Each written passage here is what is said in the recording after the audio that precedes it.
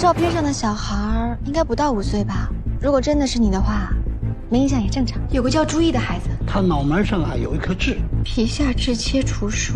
我的，这个就是吕秀琴，他就是当年的院长。几个精神病人把院长给捅死了。外星人只是一个幌子，单从这只猫的离奇死亡来看，一定是有人特意布了局来误导我。李文正的人事关系一直在以前的单位。什么单位啊？好像是个什么村福利院。这水是开过的吗？好像都被打开过。你送的那瓶水检验报告出来了3唑仑，一种无色无味的强效安眠药，可以完全融入水中，非常罕见。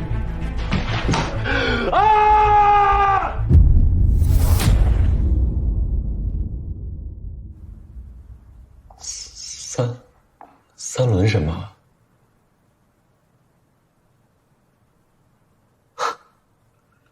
罗队长，我真的不知道，我就是一个送水工，我哪懂那么多呀？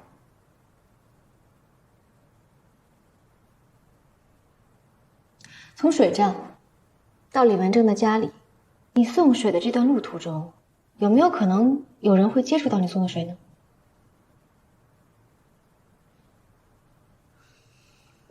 按理说不会，我从水站取了水，一般都直接送到李叔家了，而且这些水都是成箱打包好的，就算有人想下手，也没有机会啊。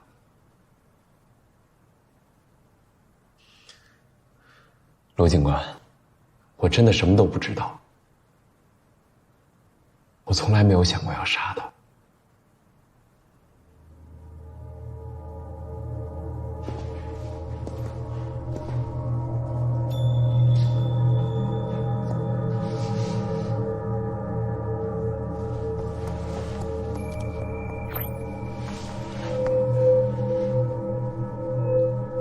师哥，帮我查一下刘斌的尸检报告，看一下临死前他是因为什么失去意识的。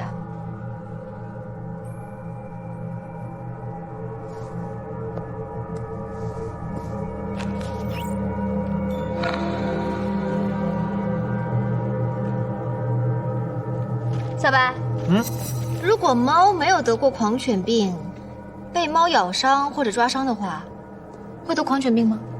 不会啊。猫如果都没有感染狂犬病的话，怎么可能传染给人啊？怎么了？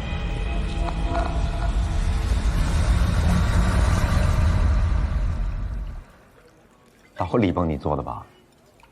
这么看不上我？哼，你尝尝，来，尝尝这个，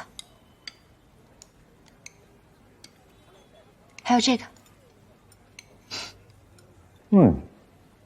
可以啊。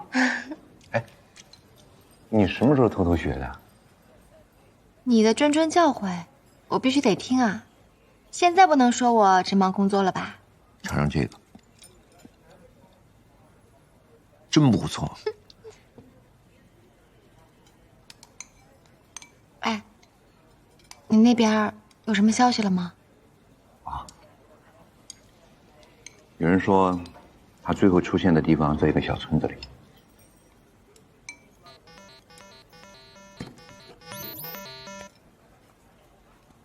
喂，胡曼，报告确认了吗？行，我知道了。怎么了？哎，你说，如果猫没有感染狂犬病毒，那被它咬到的人会得狂犬病吗？理论上说是不会的。有没有可能有什么例外呢？比如说潜伏期？应该没有。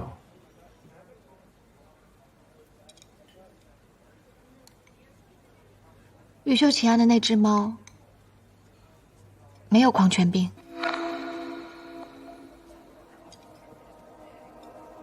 那如果是这样的话，那个叫杨爽的女医生为什么会得狂犬病呢？还是说吕秀琴案背后还有真凶？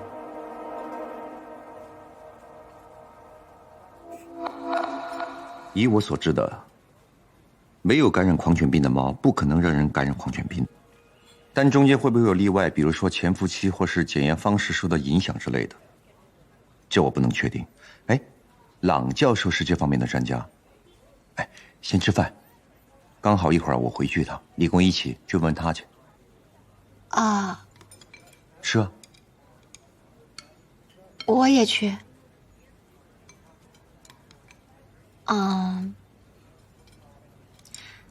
行。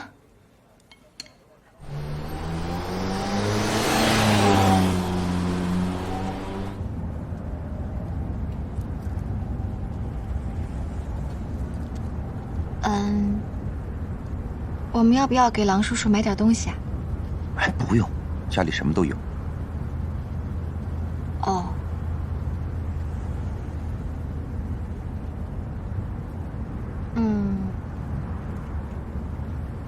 你觉得我今天这样行吗？啊，行吗？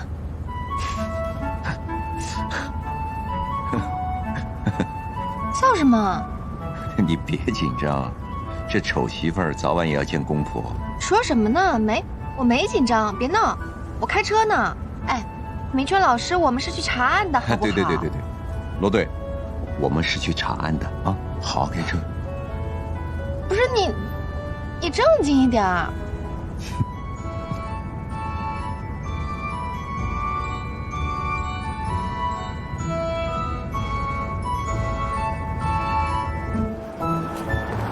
如果这只猫身上本身没有狂犬病毒，一个人不可能被这只猫所感染。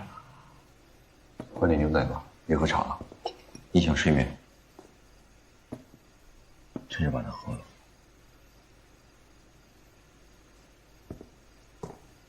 那有没有可能，是有潜伏期或者什么特殊的原因导致例外呢？没有例外。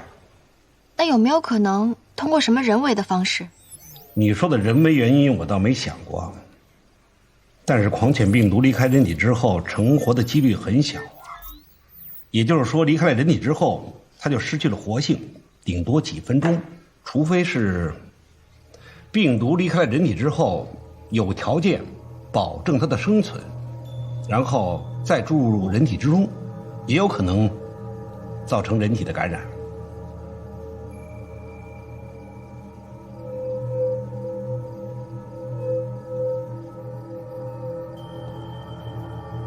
狼叔叔，今天太感谢了，那我先去开车了。慢走啊。我们走了。臭小子，你和这位姑娘关系发展到什么程度？王教授，我有结婚的打算。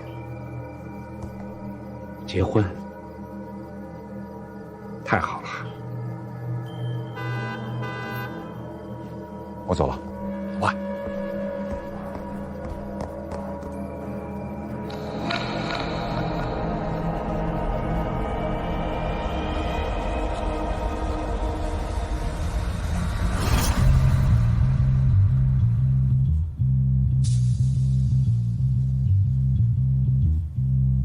刘斌是肝肾受害人之一。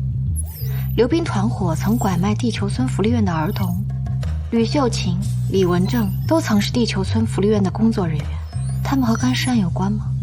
而明川曾经被寄养在地球村福利院，明川到底跟这一切有什么关系呢？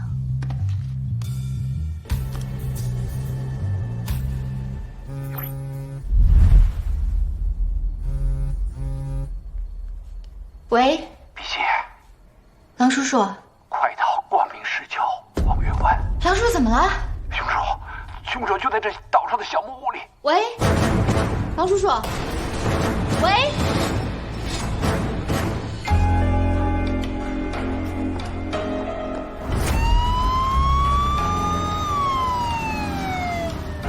李文正、吕秀琴还有刘斌，他们3个人都跟地球村福利院有关。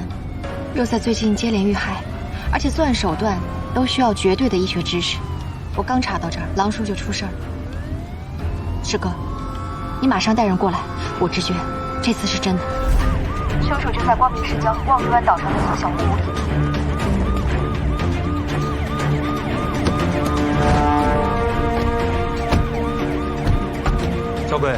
日特警出发，这儿。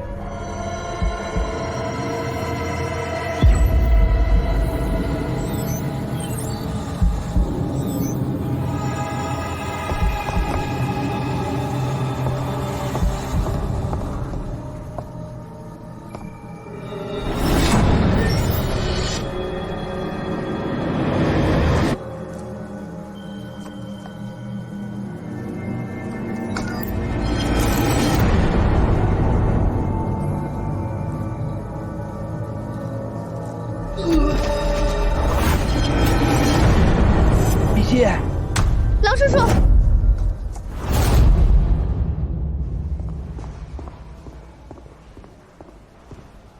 老丁，怎么回事？冰川，你先别着急，具体什么情况我们也不知道，等医生出来再说啊。家属来了没有？医生你好，什么情况？伤情很严重，多重内脏破裂，需要立即手术。您一定想想办法。我尽力。好，谢谢。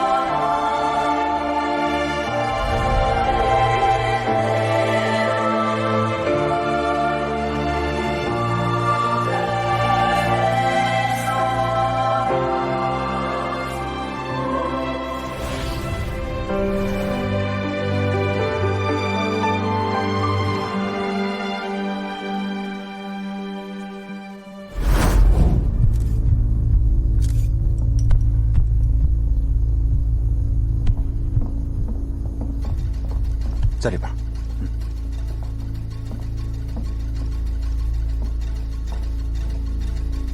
这里的血样都采样过了，都按着编号做了采集和备份。好。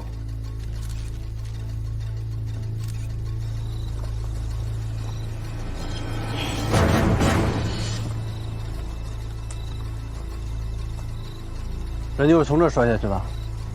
经过我们勘查，人应该就是从这儿滚下去的。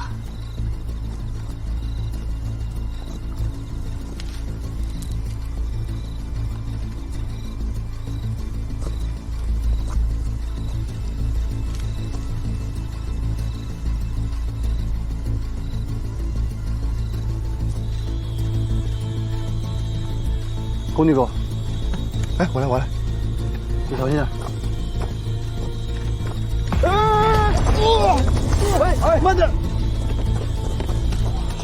是吧？马上扶他上去，快！没事，走。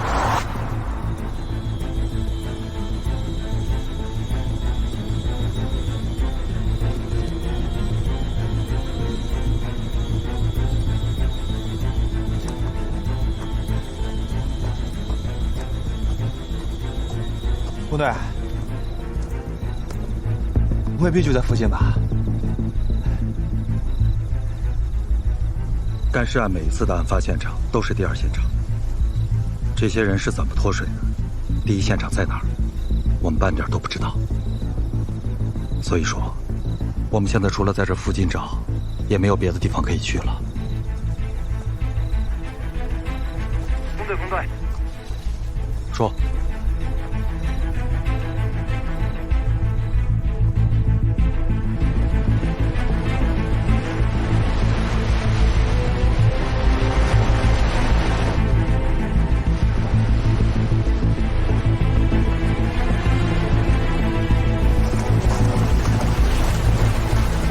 这边没有，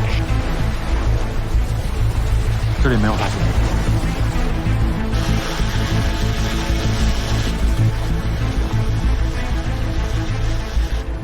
怎么样？怎么样？没发现，还是没有找到，继续找。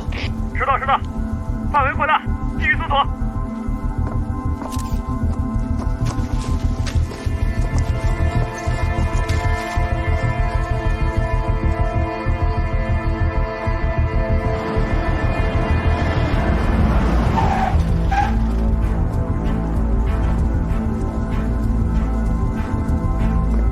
怎么样？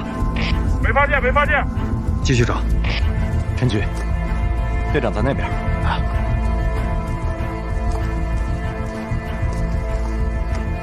师傅，您来了。怎么样？人找到了吗？比心说跳下海了，我们的人正在找，还没找到。比心人呢？去医院找证人的路上。证人情况怎么样？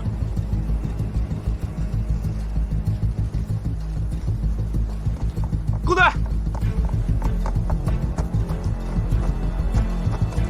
陈局，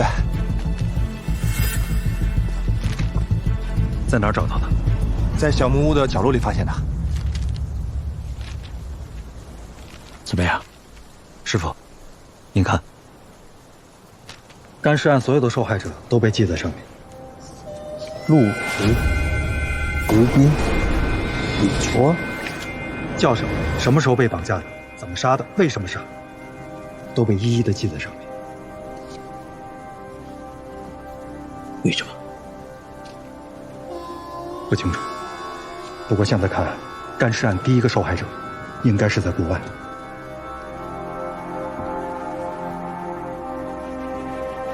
他究竟杀了多少人？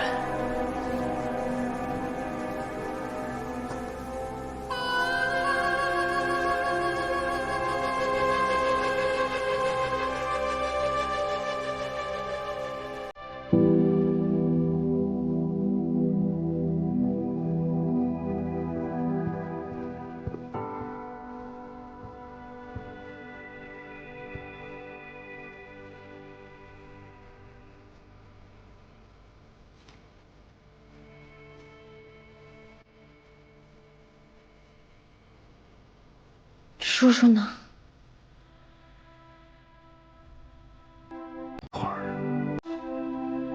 啊，楼下的包子，老张还问我呢，说怎么这么久没有看到你，尝一个。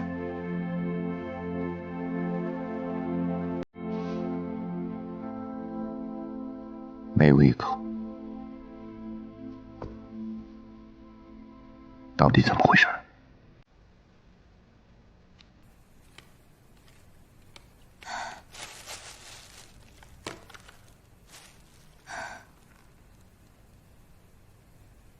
昨天半夜，我突然接到郎叔叔的电话，说一个消失了很久的人突然联系他，叫我去救他。等我赶到的时候，他已经倒在悬崖边了，浑身是血。在哪儿？望月湾，沿海路边的小屋子里。谁干的？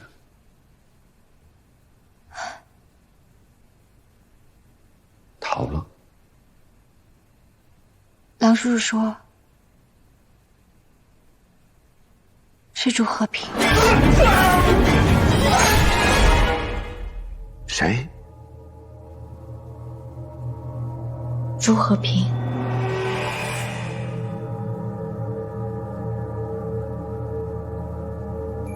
郎叔昏迷前告诉我说，朱和平在跟他搏斗的时候，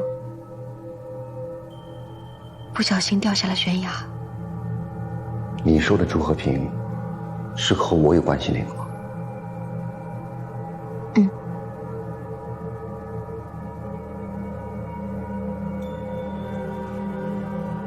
按流程，红妈一会儿会找你抽血，做个血型匹配。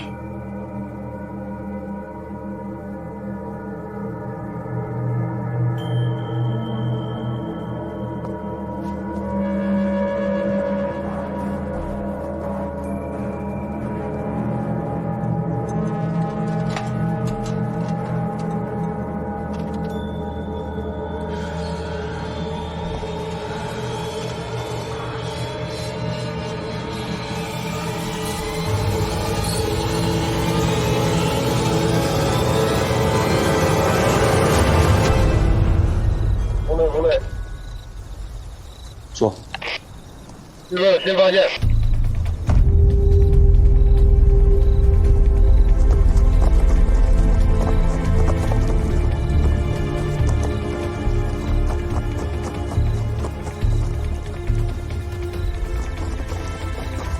红队。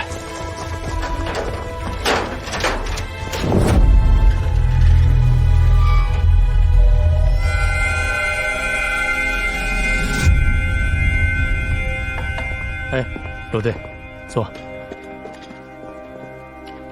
马上开始吧。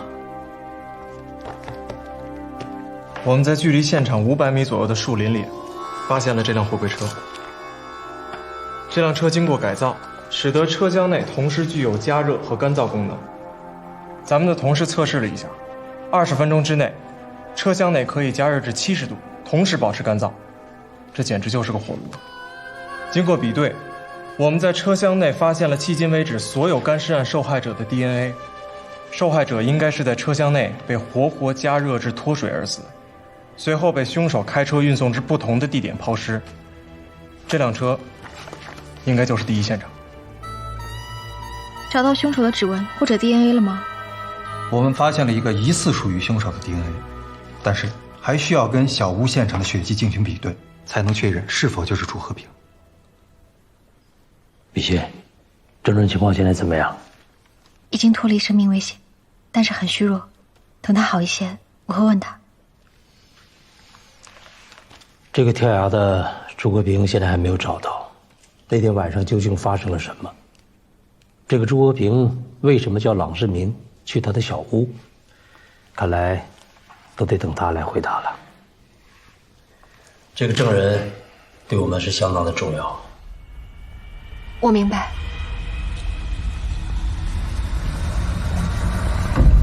病人还很虚弱，时间不要太久。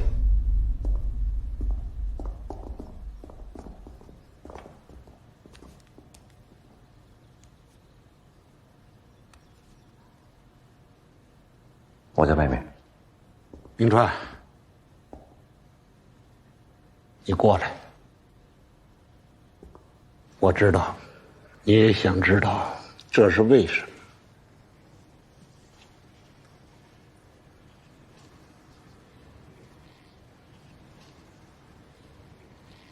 我和你亲生父亲朱和平，当年的确是好兄弟。来，看呀！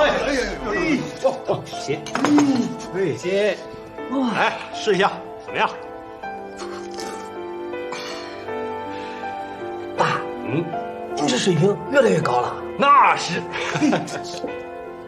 我来。来，水。哎，不用了，是我自己来就行。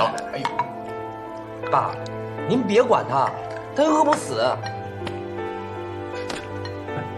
你们俩呀，见面就掐。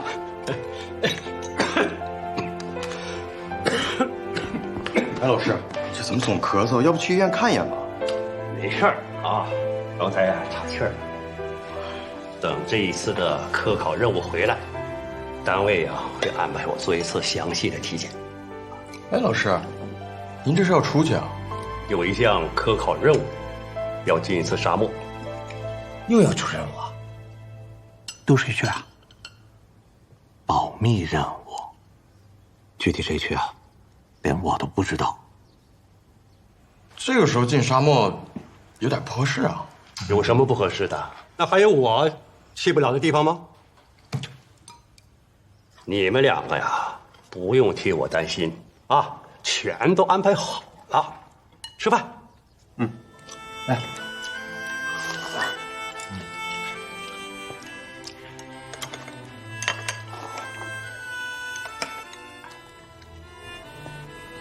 世明啊，哎，你的自制力强，我不在的这段日子啊，研究不能停，啊。另外啊，帮我看着点你哥，啊，别总让他偷懒。我知道了。这个家可就交给你了，啊。哎，茉莉快生了吧？爸，家里你放心，你注意安全。哎呦，我这又不是第一次出任务啊。我回来可是要抱孙子，名字起了吗？还在考虑呢。时缤纷其变异兮，又何可以烟流？说点注意吧。等闲离别，易销魂；酒宴歌席，莫辞平。注意好。行了，回吧，啊，回吧。哎，老师，回吧，回吧。哎，爸，你早点回来啊。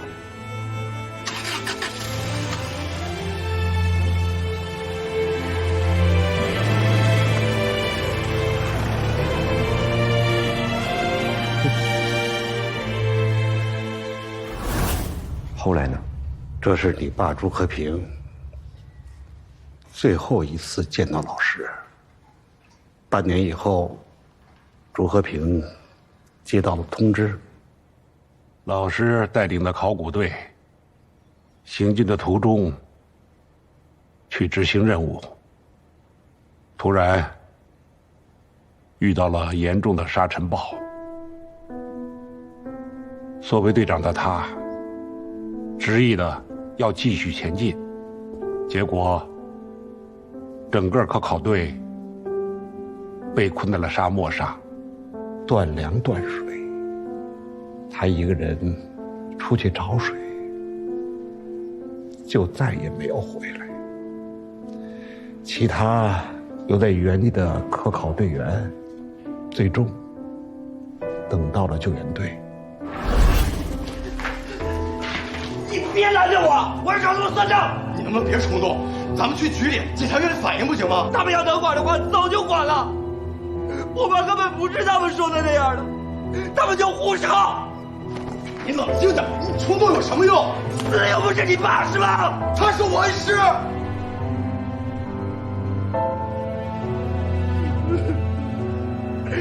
我爸肯定是他们害死的。现在科考队有谁都不知道，上哪儿找人家？我知道，那保安队长叫陆伟，现在柬埔寨呢。他心里要玫瑰了吧？他跑什么呀？你确定吗？你能找到他吗？我死都要找到他！让开！让开！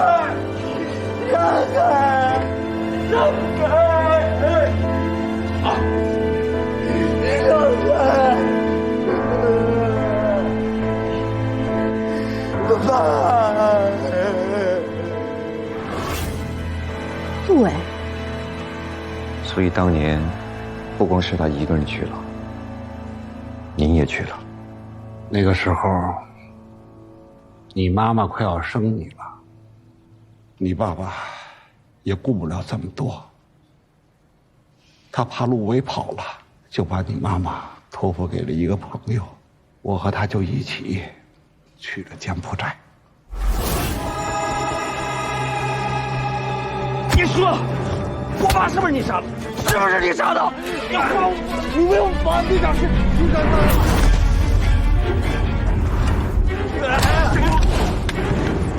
你爸得了癌症，你不知道吗？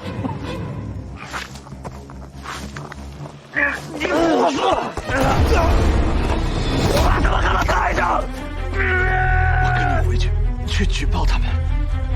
完了，你行了！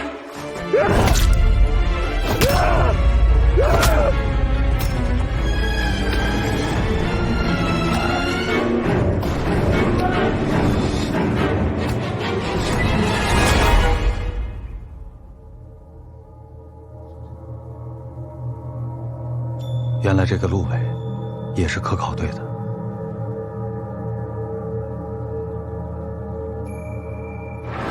和平，和平。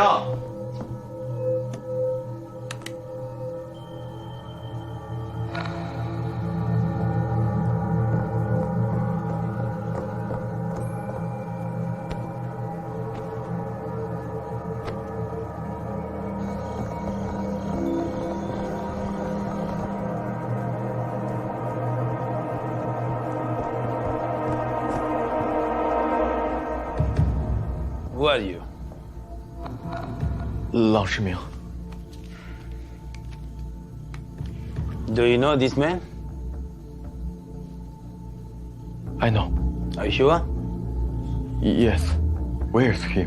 We don't know, but his certificate that have the scene have a homicide. Follow me. Let's go. OK。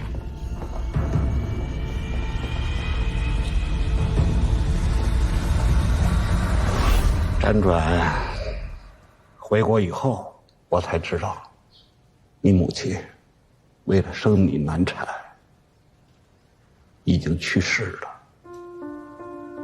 3个月以后，我接到了朱和平的来信，他说，他把你寄养到了一个叫地球村的福利院，那个叫朱一的孩子就是你明川。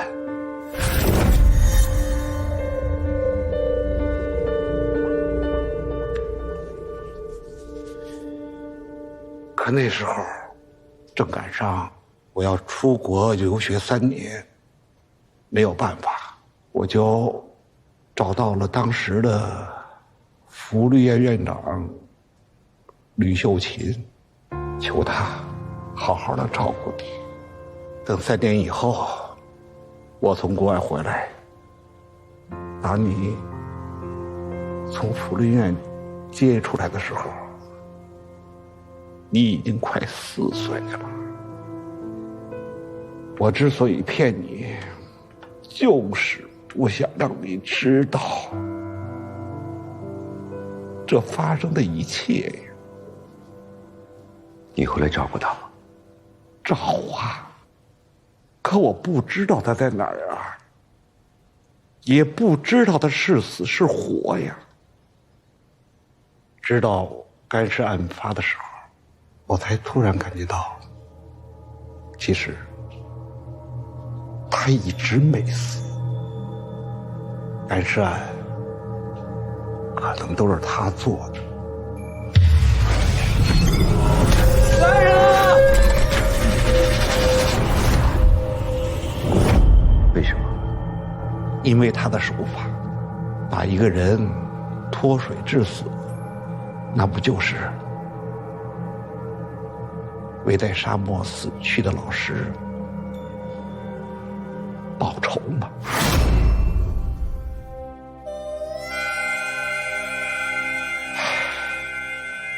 当时科考队的成员名单都是保密的，这么多年过去的，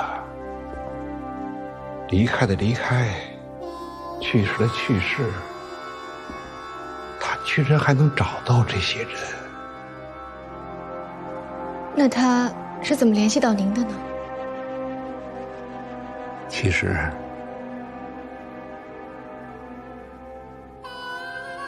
是我联系的他。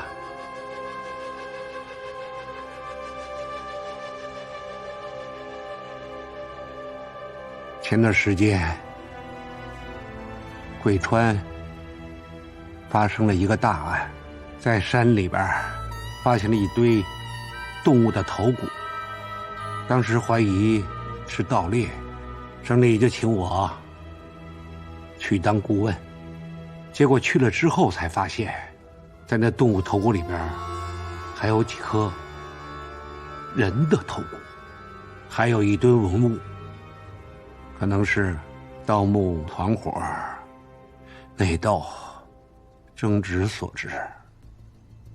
记者采访我的时候，我灵机一动，我说我对当年朱家木的死产生了新的疑点，结果可能与当年的结论有所不同。没过多长时间，就在那天晚上，我就接到了朱和平来的电话。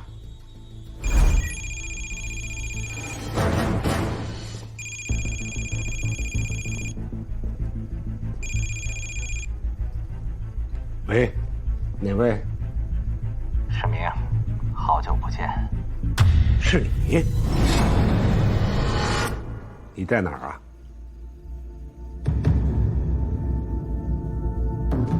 快救我！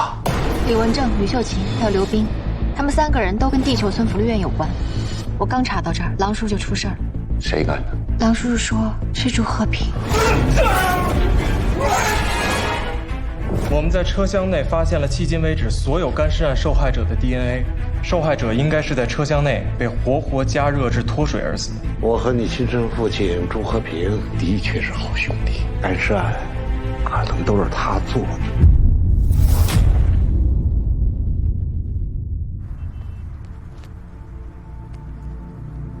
和平，这卡里啊有50万，足够你花的了。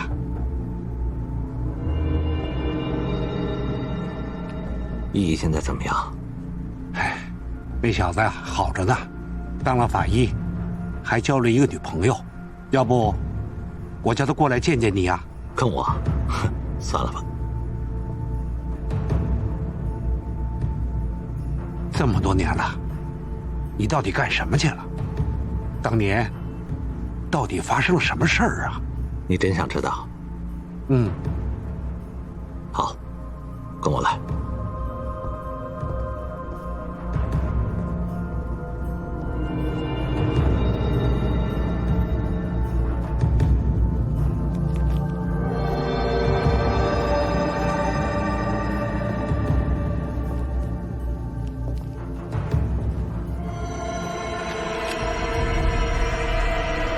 和平，这些人都是你杀的呀！杀人偿命，不应该吗？杀人是犯法的呀！我知道。依依现在33岁了，事情都过去30年了，难道这事儿还不能放下吗？依依，现在不是叫明川吗？你都知道了。谢谢你这么多年帮我照顾他。嗨，咱们不提这件事儿，我是说，咱们看在明川的份上，就把这件事儿给放下吧。放下？看见我手上的血了吗？我能放得下吗？啊？我想，只要你肯跟我回去自首，这件事儿啊，可以从轻发落的。世明啊，你这个人就是太软弱了。我怎么软弱了？难道我爸当年对你不好吗？对我好啊！如果没有你爸，我哪有我今天的一切呀？那你为什么不替他报仇，还要为害他的那些人说话？我什么时候替那些人说话了？你没有？没有啊！你当年拦着我不让我去找陆伟，现在我人还没杀完，你又劝我去自首，你是不是想离开这个屋就要去警局告发我呀？我怎么可能到警局告发你呀？我就是想说呀，你不能一错再错了。我错了，错的是你，是他们，是这个世界。为什么他们犯了错就能逍遥自在的过好日子，而我爸却一个人孤苦伶仃的死在沙漠上，连个尸首都找不回来？和平，你冷静点儿，你现在不冷静，什么时候你冷静下来，咱们再慢慢的聊啊！站住！既然你不想替我爸报仇，我就替他老人家教训教训你。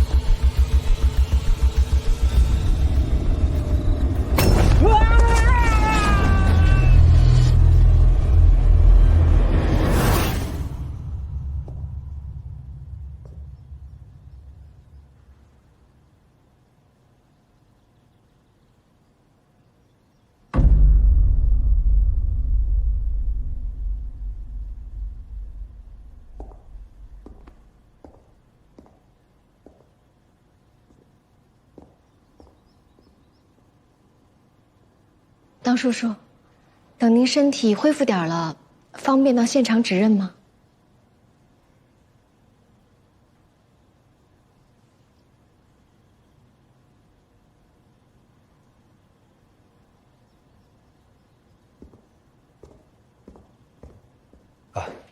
郎教授，一会儿我们可能需要采集一下您的血样，请谅解。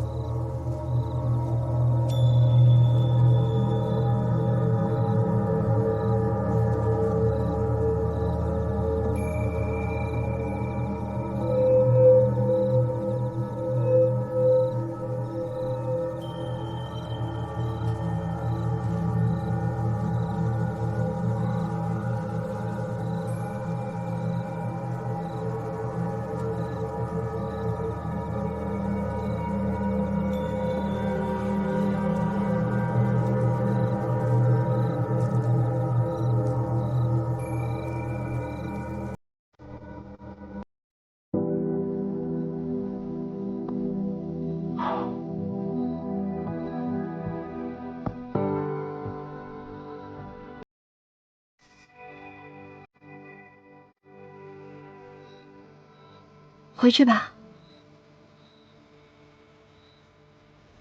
朱和平还能找得到吗？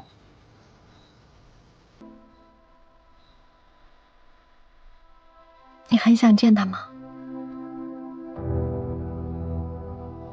我不知道。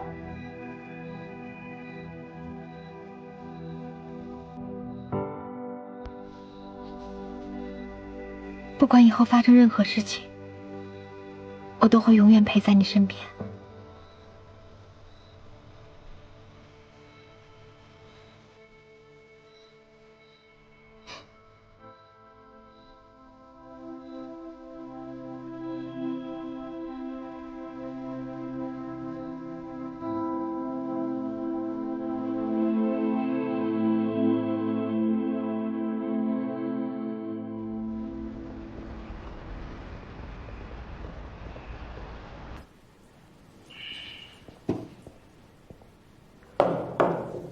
都在哪？严部，严部长，严部，严部，严部，都坐，都坐。我也是来听听结果。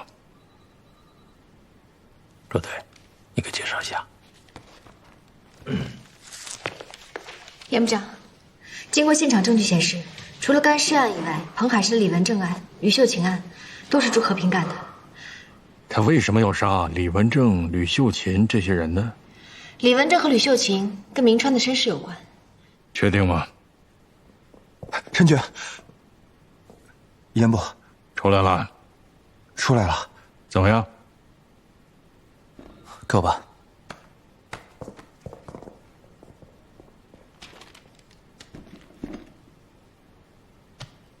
严部，由于嫌疑人与被害人在现场经过激烈的搏斗，因此我们的取样过程十分的困难。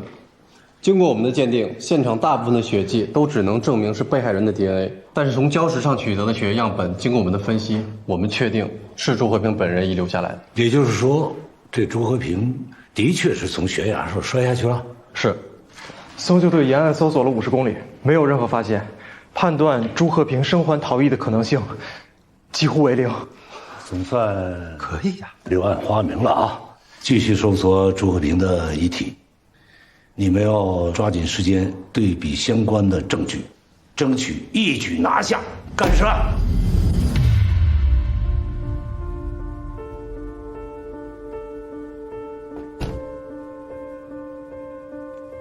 师傅睡着了。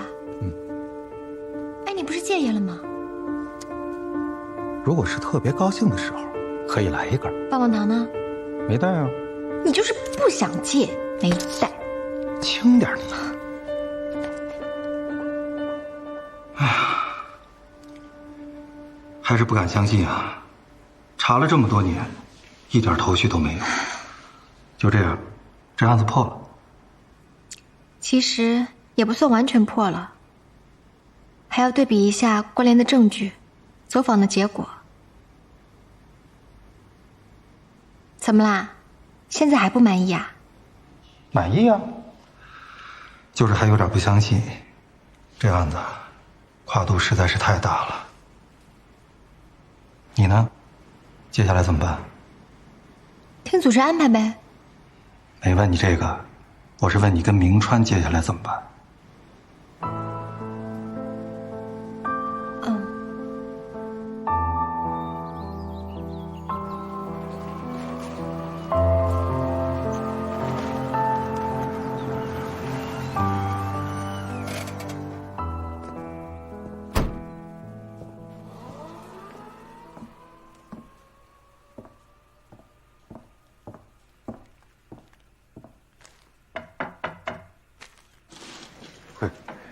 笔仙啊，别忙活了，挺好看的。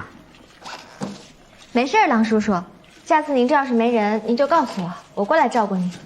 嗨，我呀，一个人也习惯了，你们工作忙。笔仙啊，我还记得你第一次到我家的时候，吓得你就差站到桌子上了吧？我那个时候没注意看到蛇，现在不怕了。给郎叔叔。我这个老头子呀，说话比较直，但是呢，还是特别想问问你。你说。你呀，认真的回答我。你喜欢明川吗？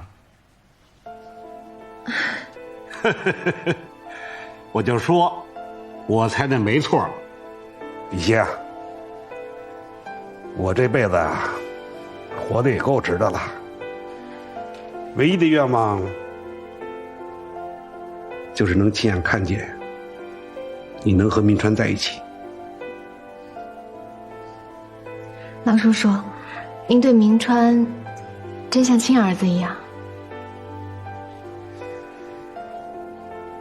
朱老师是我的恩师，明川呢，又是我看着他长大的。不管他父亲做了些什么，我早就把明川当成自己的孩子了。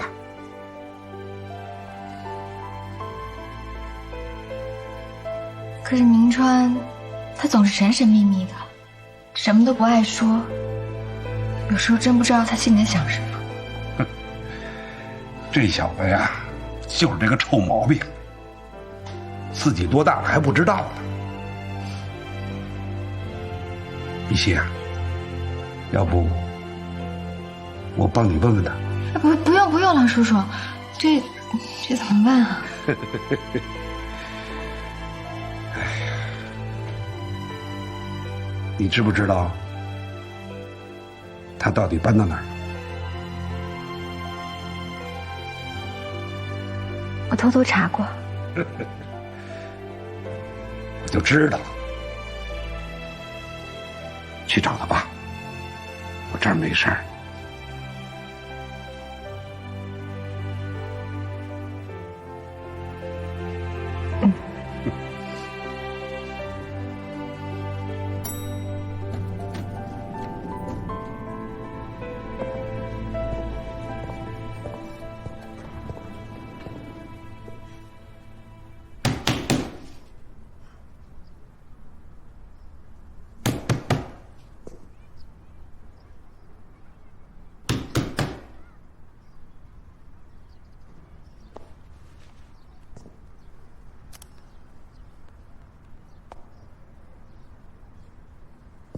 对不起，您拨打的用户暂时无法接。对不起，您拨打的用户暂时无法接通，请稍后再拨。Sorry。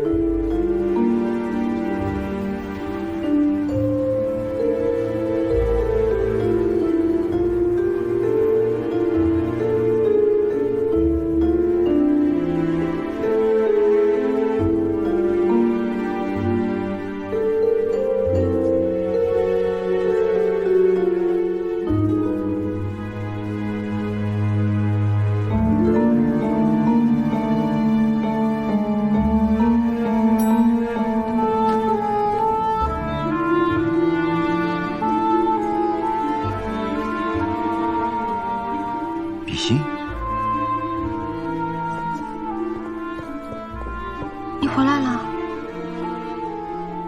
你怎么找到这儿了？我早就知道了。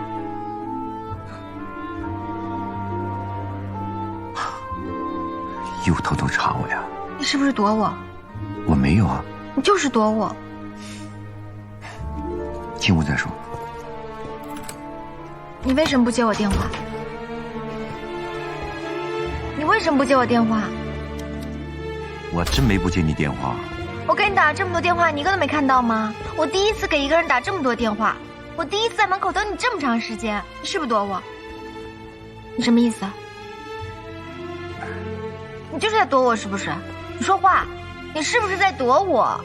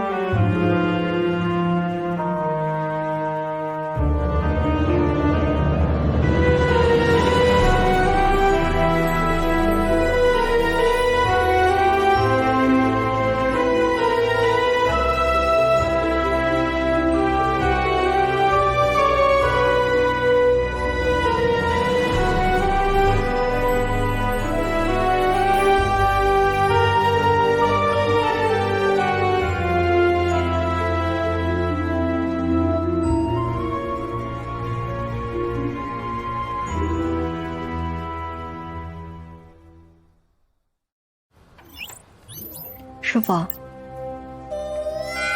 师傅，你还好吧？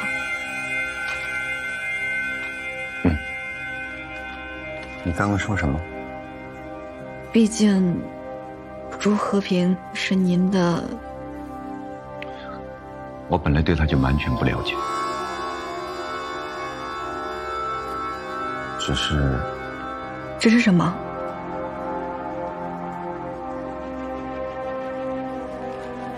没什么，你去忙吧，谢谢你。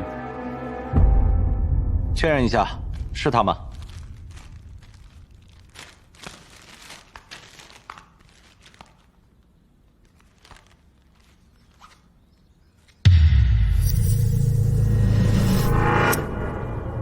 是，签个字吧。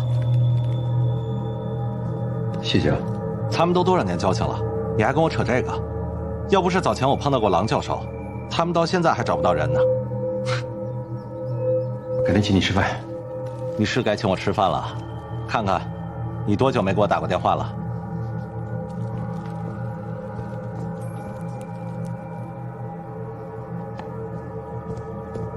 老杜，能再麻烦你个事儿吗？呀，就从那儿一直打到那儿了。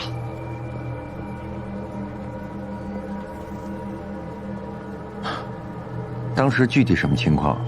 当时好像是礼拜5的晚上。站住！别跑！站住！站住！别跑！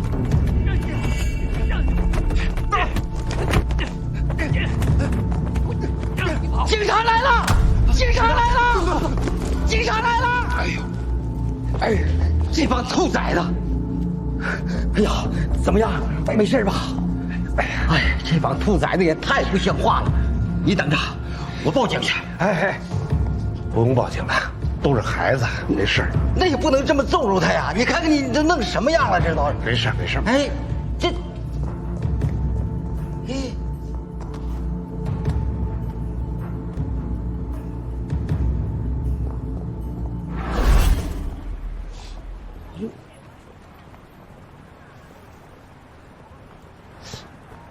怎么样？他现在人没事吧？哦，没什么事儿啊。这帮孩子你真得好好管管，整天游手好闲的，不干正事儿。咱们这边风气啊，都让他们给搞坏了。知道。还有什么情况吗？没有了。啊，那你先忙着吧，要不？啊，好。好，谢谢啊。哎，不客气。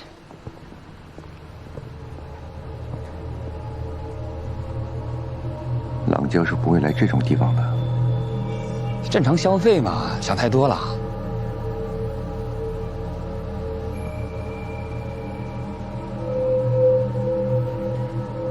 方向也不对。怎么又不对了？没什么。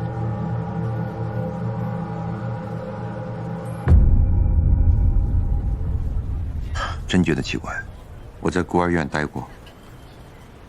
居然完全没有印象，可能太小了吧，我3岁以前的事情也不记得了。你要是真的想知道，跟郎教授聊一聊，你跟他认识的时间这么久了，也许他会知道一些呢。做了这么多年法医，死人想说的，能猜个七七八八，却猜不到活人的心思。什么意思？我觉得郎教授有事瞒着我。怎么了？这是郎教授的钱包，在城东 KTV 里捡到的。郎教授不是住在城西吗？为什么去那么远的 KTV 啊？居然还喝了酒，跟人打了一架。据我所知，他是从来都滴酒不沾的。什么时候的事儿？周5，应该是在他接到朱和平电话之前。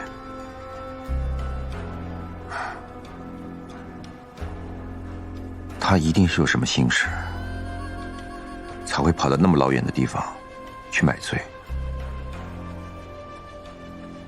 直到现在我才发现，这么多年了，我真的好像不了解他。我知道你跟郎教授关系很好，但是有的人就会有自己难以启齿的事情，即使是面对自己最亲近的人。你跟他好好聊聊吧，就算有些事情他不愿意告诉你，可能是不想让你担心。前几天他跟我说，他准备出国，然后呢？不知道是不是跟这件事情有关。当时我没有当回事儿，现在想想，他好像真的有些事儿没跟我说。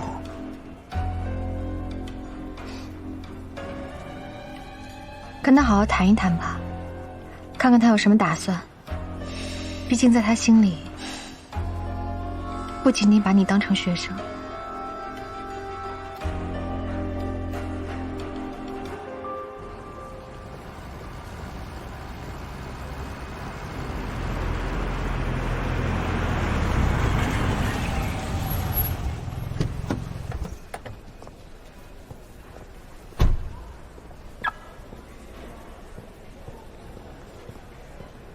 罗队长，好，那你那边整理出来邮件发给我。谢谢。哎，小白，其他人呢？其他人都回现场配合专案组调查工作去了。你去查一下，到望月湾是只有我们走那条路才能到吗？对啊，只有那一条。路面一直没有监控吗？往市区的话还有，可是越往外面就没有了。你看一下最近的路面监控，查一下郎叔叔报警前那段时间。找什么？找郎叔叔。郎教授有什么问题吗？没什么，先去查吧。好。哎，罗队，正好，上次说资料的事儿我查到了。什么资料？郎世明不是说孤儿院的事儿吗？我去档案局核实了一下，没问题。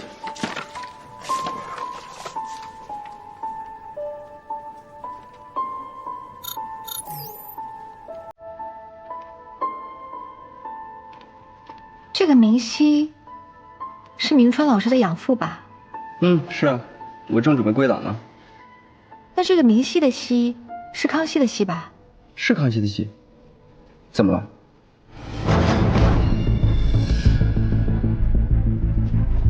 哎，罗队，我还没归档呢。等我回来再说。哦。曼姐，把这交给丁队。好的。罗队，胡曼，把明川养父的笔记跟上面的笔记对比一下。好。再把郎教授的笔记对比一下。郎教授，有结果给我。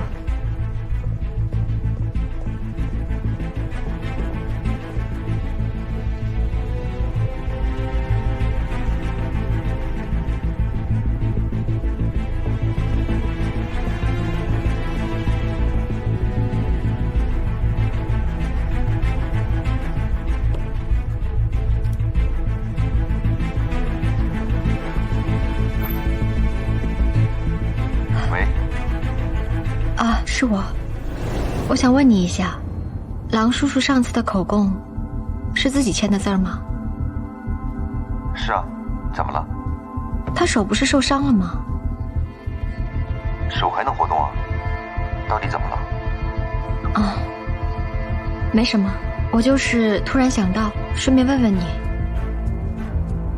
早点休息。喂。谁啊？罗明鑫啊？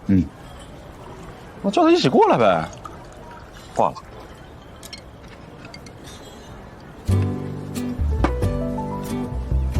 吵架了？没有。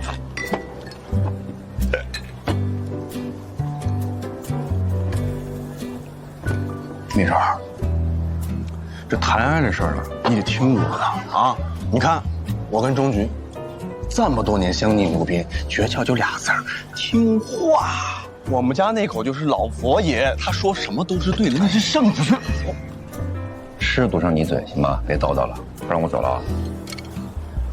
反正我是过来人，我该说的我都说了，你爱听不听。哼。来，加了啊！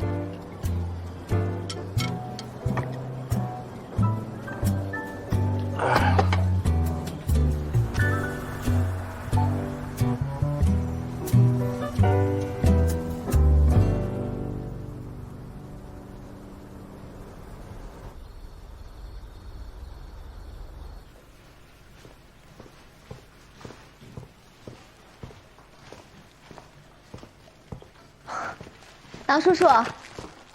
哟，李欣呐，你怎么跑来了？给您带点水果，顺便看看您身体怎么样了。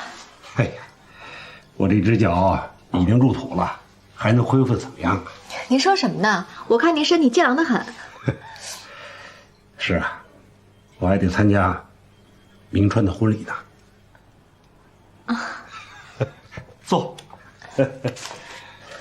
郎叔叔，今天来想求您帮个小忙。什么忙？说。向您求字。讨字。这就对了。我们贾局不是快回来了吗？他挺喜欢传统文化的，我就想着送他幅字，当个礼物。送字好啊。那写个什么呢？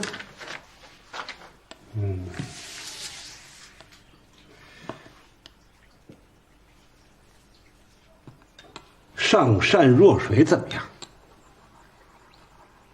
上善若水在字画里用的太多了，要不然写个重熙累业吧。重熙累业，重庆康熙的熙。是啊。重熙累业送人，是不是太重了点儿？觉得还好吧。好，那就重新累业。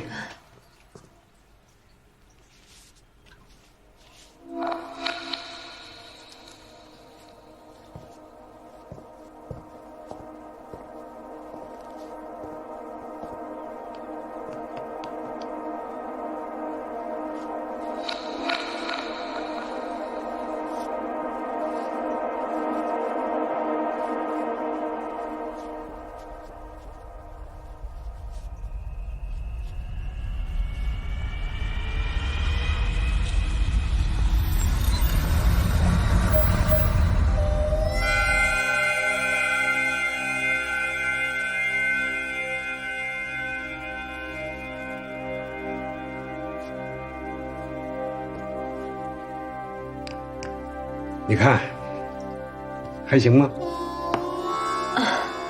写的真好。一会儿晾干了，我给你拿个纸筒，拿走。啊，不用了，郎叔叔。重熙累业这4个字啊，是来源于刘晏的一首诗。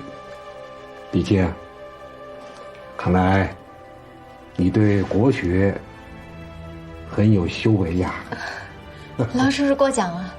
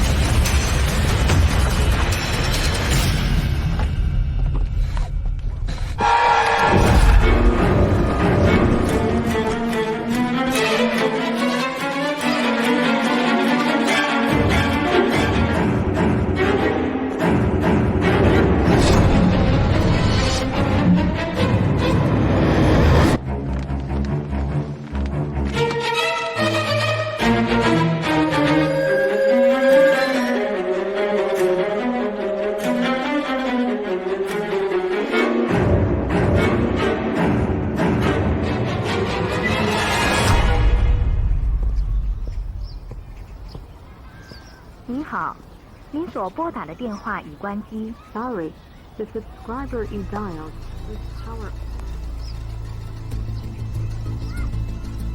最近呢，案件频发，各部门非常辛苦。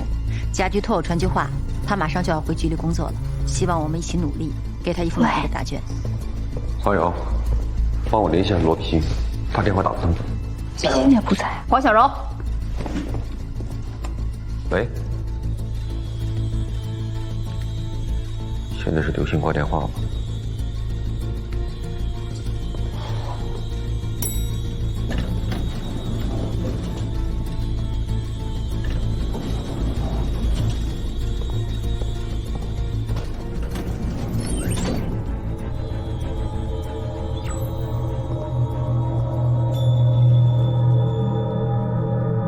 李欣。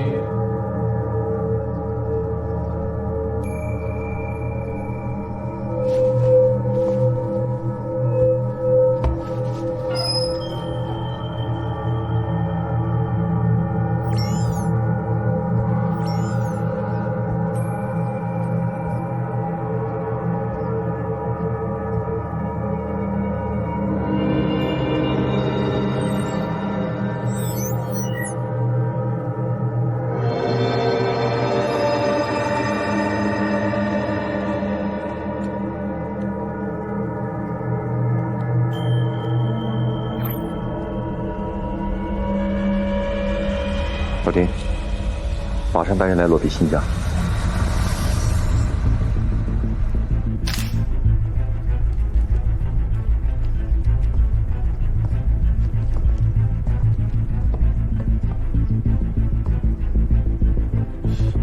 明川，查了一下，没有打斗的痕迹，应该只是盗窃。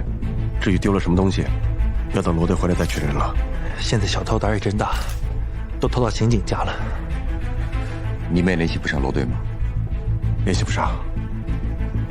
大家也别太着急了，比心姐说不定有什么事儿忙忘了，手机没充电很正常。丁队，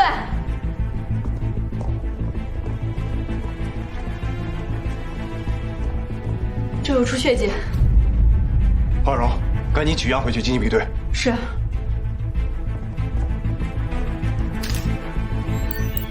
所有人打起精神来，马上找罗队的线索，任何蛛丝马迹都不要放过。是。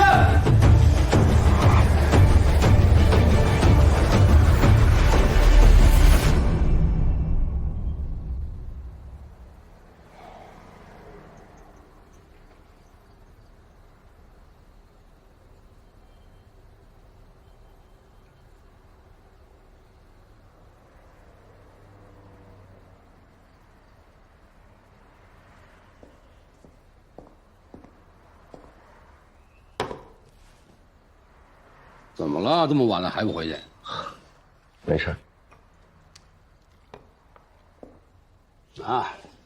怎么了？比心今天一直没联系上。他那事儿多，忙着呢呗。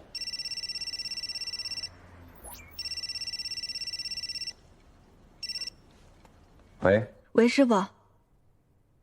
咱们之前在比心家发现的血迹，我回来做了 DNA 比对，可结果是什么？比对的结果是朱和平。